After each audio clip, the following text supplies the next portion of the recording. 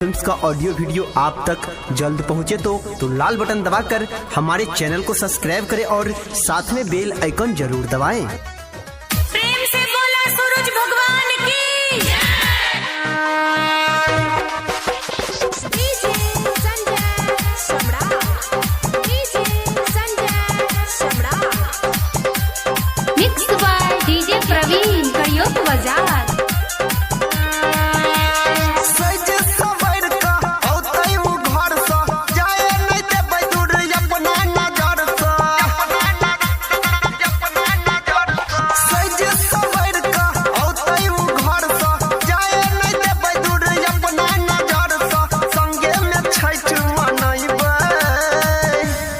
अपना लभर के घाट के सामने भाई रही अपन घाट बने अपना जानू के घाट के सामने भाई रही अपन घाट बने।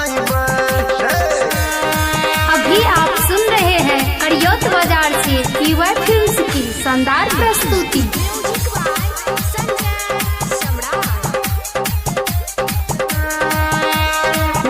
देखा के छुरा छुरी अपना मोबाइल में वीडियो बनाइबे, ओकरा देखा के छुरा छुरी उड़ाइबे अपना मोबाइल में वीडियो बनाइबे।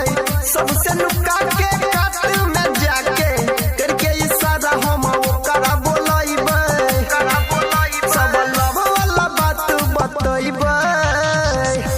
तै अपना लभर के घाट के सामने भाई रही अपन घाट बने अपना जानू के घाट के सामने भाई रही अपन घाट बनाइबे। प्रेम से बोला सूरज भगवान की मिक्स बाय डीजे प्रवीण करियोत बाजार।